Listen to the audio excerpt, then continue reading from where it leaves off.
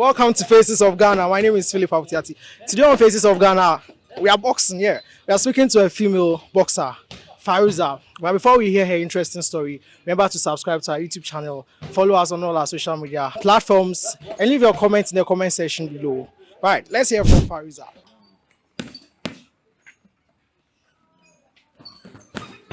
Osman Fariza is my name, a 21 years old female boxer, an amateur boxer. Then I fight in the welterweight division.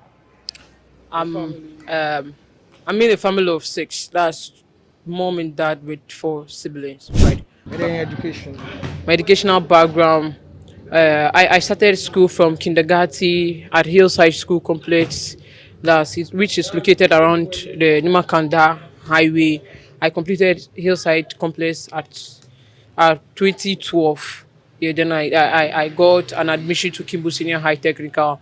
That's when I went to Kimbu to pursue business from 2012 to 2015. So as I completed 2015, I went to IPMC to do network engineering. So that was 6 months course. After the 6 months course, my intention was to join the Ghana Armed Forces. So this is a case I was my determination, my intention was to join the service. So I was trying all possible best to get a chance to join the service. So I once had an information that there will be a sports enlistment. That was somewhere last year March. So I went there. The enlistment started on Monday. I played football from Monday to Thursday. Then I started feeling me that I'm not going to get a chance using football to join the service. So I was like, okay, why don't I go around to check any sports that I think I would feel comfortable in to partake in? I would just devote myself to do it. So whilst I was walking around, I met a group of girls boxing. So I just stood there, folded my arms to just check what they're doing. I stood there for a couple of minutes, then I was like, oh, I can do it. If these fat girls can do it, these girls can do it, why can't I also do it? So I then have to approach the coach. So I approached the coach and told him, Coach, I really want to box. Then he was like, have you ever boxed before? And I was like, no, I've never boxed before, but I had the feeling me, I can do it. So this is a case whereby the coach gave the gloves to me and was like, okay, he paired me with a friend and was like, let's box. So we boxed. After everything, then the coach told me that I'm very determined. I should never give up.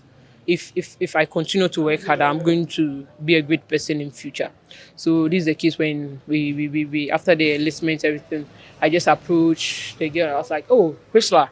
I once asked her what is her name. Then he said, oh, she's called Priscilla too far. Then I was like, I'm also called Usman Faruza. So that's when we exchanged contact. I was like, oh, Priscilla, where do you train? And she was like, oh, she trained around Kolibu, that's around the arena. So she introduced me to her coach.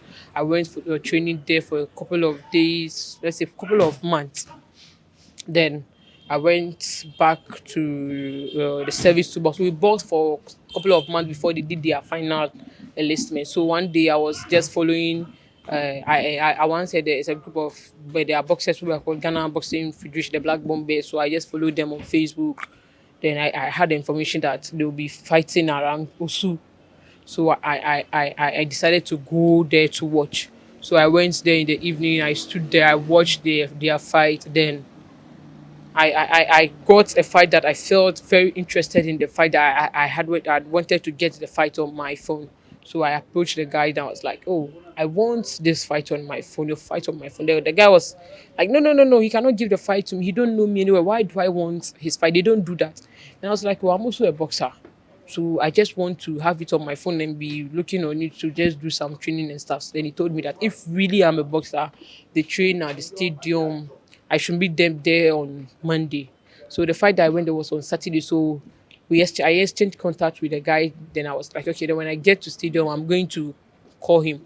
So before leaving the house, I called him to ask, please, are you at the stadium? Then he was like, yeah, he's on his way. So I met him at the stadium. Then he introduced me to the national team coach. That's Kosi Asari. So Ofori Asari. So Coach Asari was like, hey, this fat, look how fat you are. Do you think you can box? And I was like, oh, say I can do it. So he gave them a program that's steps workout, do 45 minutes steps workout. Then it was like, okay, if I'm able to go with them, then which means I can do it. So he placed me on trials. I managed myself, motivated myself. Then I was able to go with them. So that was when he placed me on this thing, let's say a test for some days. Then he now gave me the chance to join the national team. I started training with them. Then somewhere November, December, I got to hear they said there'll be a tournament. That's all African games in Morocco. I had the determination that I would like to go. But this is the case, I didn't get chance to go. So as they came back, through God being so good, my hard work and stuff, the coach approached me and was like, there are a lot of tournaments ahead. He would like to use me, but I should train very hard. He really liked how I'm being determined on the game and stuff. So we spoke about a lot of things. So I approached my coach, then told my coach, and then my coach said yes, he's aware of it, but I shouldn't give up. I should just train harder. So that's when we get to when I come to gym, training becomes extraordinary. That's the level of training here must increase because they are planning to take me to a tournament. But anything they said when the tough gets going, they're going to tough. So I just need to cooperate with them to do it because this is what I said I'm going to do. So this is the case. I had a chance to join the national team to Dakar, Senegal this year, February, to partake in the African Olympics qualification. God being so good, I joined. That was my first time to, let's say, sit in a plane. So as the first day I sat in the plane, I was like, wow, if boxing should bring me this far, why should I give up? So I started to motivate myself. So as we go to Dakar, we go to the arena after the balloting and everything, and my coach told me that okay, I have one bye. So I'll be fighting at the quarterfinal stage. And if I'm able to win the girl at the quarterfinal stage, then which means I'll qualify to the Olympic Games. So I was like, wow, if this is the case, then I'm going to bring all the best out of me to just qualify to the Olympic game. So this is the case. I approach my captain because let's say in the national team, my captain is someone who I would say I depend on. I share everything. Suleiman Itete. He's someone that I share all my problems with. Then I take advice from him. So as they said that I approached Sule because he's the captain for so many years and he has won a lot of medals and he know more about about the game. So if I think I'm facing a problem, I just approach him. Sule, this. Then he will say, do it this way, rather. It's going to help you rather than this way. So he's the one I approach. I was like, hey, but Sule, do you think I'll be able to beat the girl? And I was like, oh, Usman, if you should fight this girl, like how you do fight in Ghana, you will beat her up. I was like, wow. Then he was like, I should look at the last sparring I fought one. I once had sparring with. He's a prison officer. So one day we went to the prison yard. Then I fought him. So it was like the way I fought him. If I'm able to fight the girl that way, then I'm going to beat the girl up. Then I was like, okay, if he should say that day, then I'll just work harder. So as we got to the ring, developing so we got to the ring. The first round, I brought all my best out. I was like, I don't want to disappoint myself, and I don't want to disappoint my country too. So I have to bring all the best out of me. The round one, I won her 10-9. That's I won the round one. She won the round two. So which means round three, round one, round two, it was a draw match, 19-19. So this is the case. We need to say like let's bring the best. Everyone needs to bring his best out to be the winner.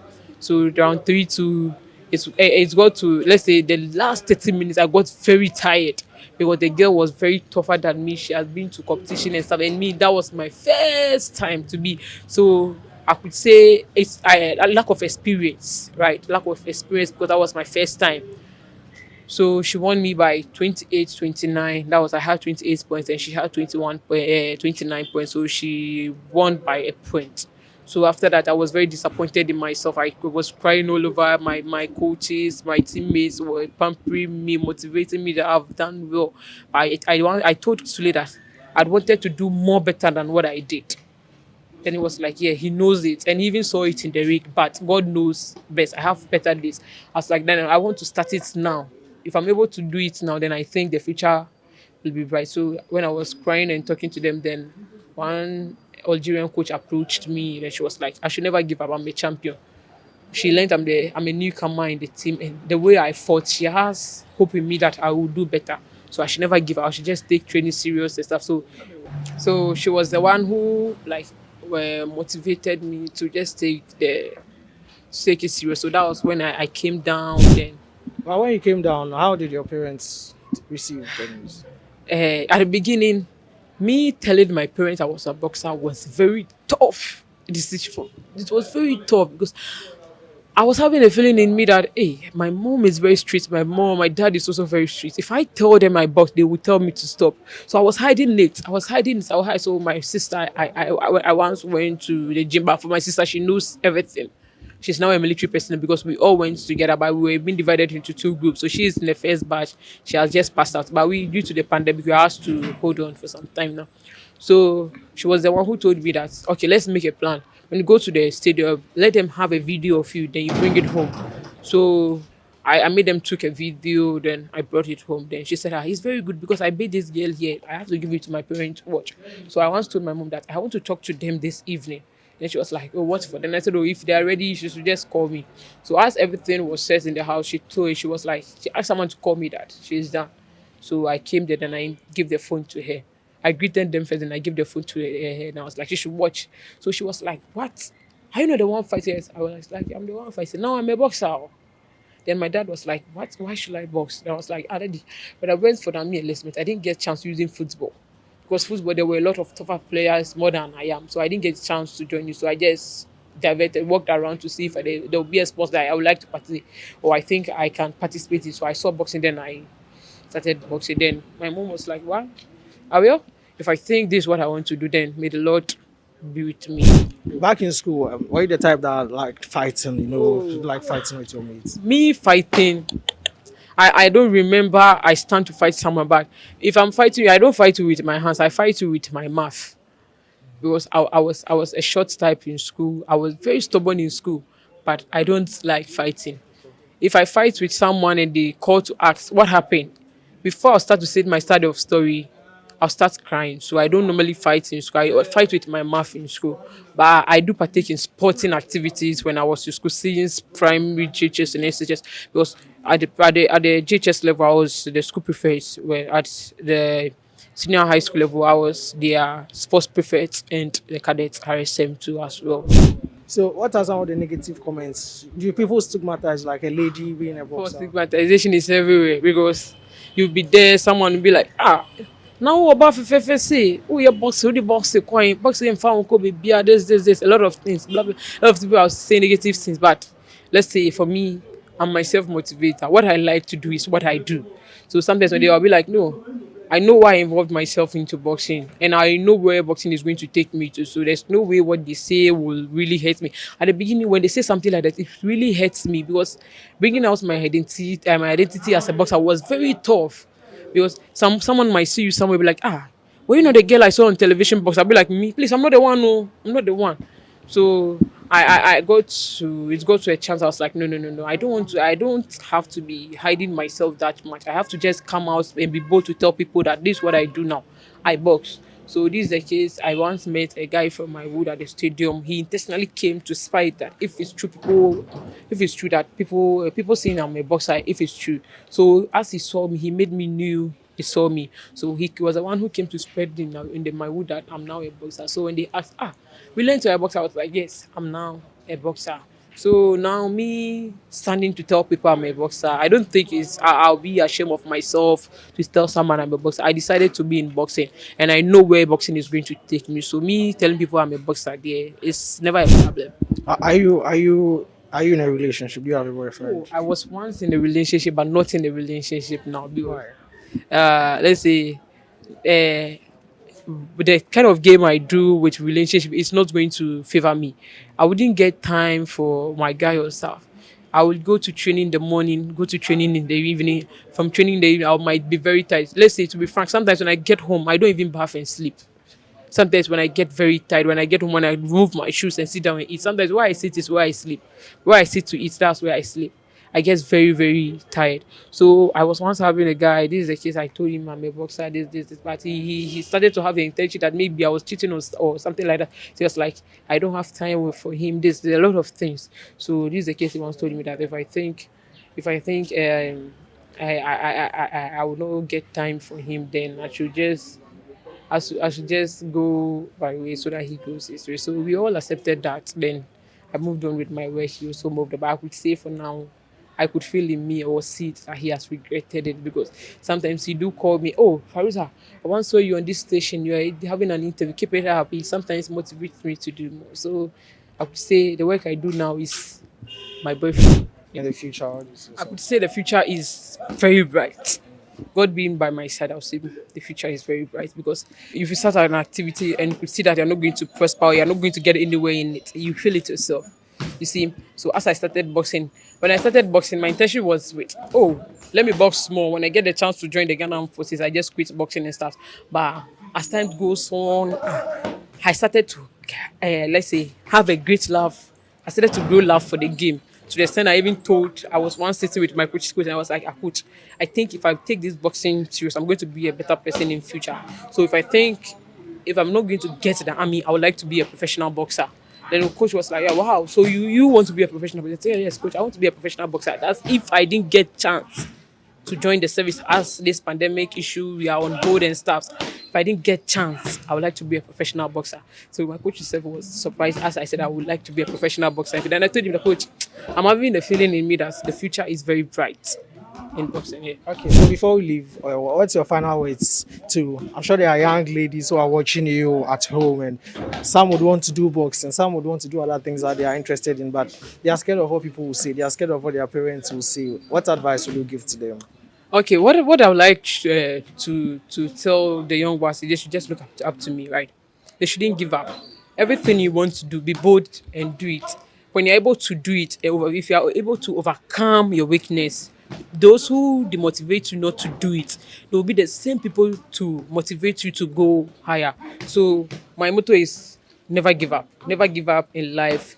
Just be prayerful, respectful, hardworking, and be focused. If you are being determined, hardworking, and you are being focused, you are going to achieve what you want in future. And to the governmental organization, non-governmental organization, what I would like to tell them is what we like now is the support. We like the support both financially, physically, and mentally, right? The financial support. That's a lot of us come from far place to training, right? Sometimes it's become very difficult to go to training. Not that we don't want to go to training, we want to go, but there's no support to pay transportation fee in and out, right? Some I know of group of girls who do sports, right?